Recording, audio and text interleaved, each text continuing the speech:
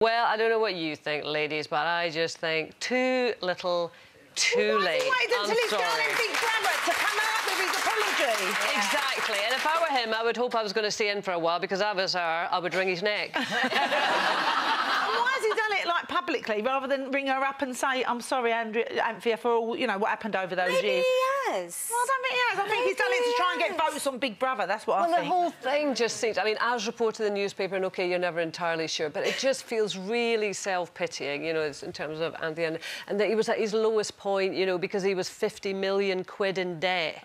Well, what about the folk he owed money to? Thank you very much. Yeah. And he actually says in it that he decided to go in to Big Brother because his friend, and I'm not making light of this, his dying friend, it was his wish that he goes in. I mean, that is a man who thinks that, you know, the sun revolves around him, isn't it? Yeah. My God. I mean, I've never met him.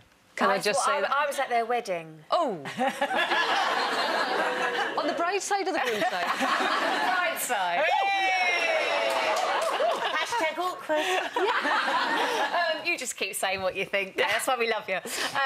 No, I mean, I think that they've obviously been through a lot together, and you know, she gave up, you know, a lot to be with him, and her reputation and everything. And I think that she's, you know, when she does something, she does it because she really means it, and she still looks after his girls, I think. And, you know, we're not really close now, but when I last saw her, you know, heartbreak's never nice, you know, it's not easy. But I was there at their wedding and they seemed very in love and very happy, but she was definitely more, I think, the one who had more to lose.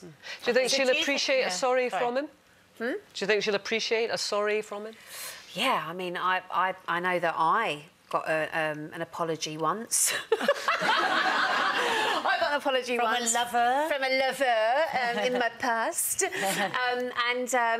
And everybody knew that he was dating somebody except for me.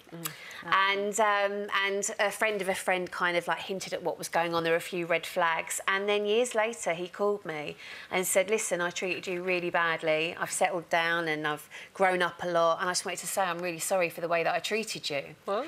And I thought that was quite a brave thing to do, because I could have just gone down the phone, you know. But I moved on. How did you respond?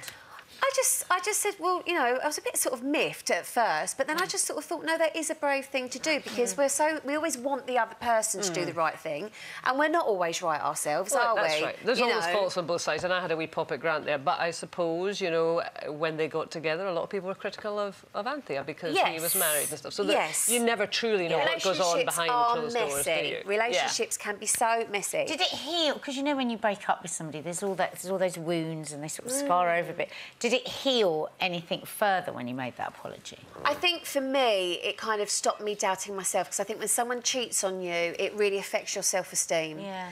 And I think that you somehow think you weren't worthy or you weren't lovable enough, and you blame yourself in some way. That's the mean part of it. Yeah. That's the part I really find hard to forgive, that when they make that decision and it's all about themselves and they're being selfish, you know, it scars somebody for such a long time. But luckily with him, we were just seeing how things went. He wasn't like the love of my life, you know, and I kind of had moved on and thought, well, that's fine, I'm not bothered now anyway.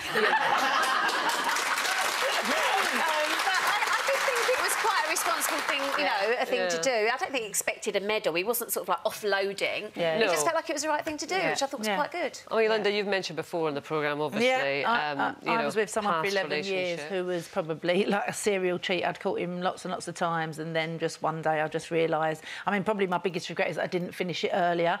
But we did have a lovely daughter together. But the strange thing was, it was a family do not too long ago, and he actually blamed me for the breakup. He said to a couple of members of my family that it was because I was always away working and I was never around, which was such a lie. I was always there, and if I wasn't there...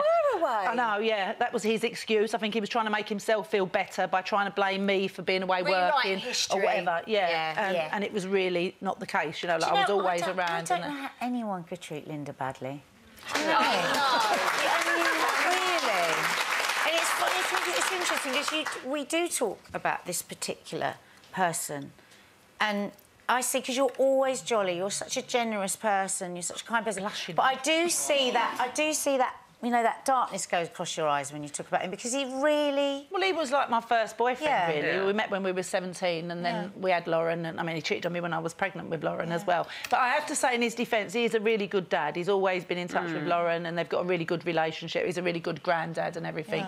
But, you know, times have moved on. I'm very happily married. Angry? Is there still anger? Not really. Like when you hear something like that he's still not taking any sort of it just made me laugh. I just thought, well, how have you made that up? You know, like, how have you come to that it was my fault all those years ago? Would you like an apology from him? A Grant Bovey apology? Not really, no, you know. Do you call it a Bovey? Do you want a Bovey? Do you want a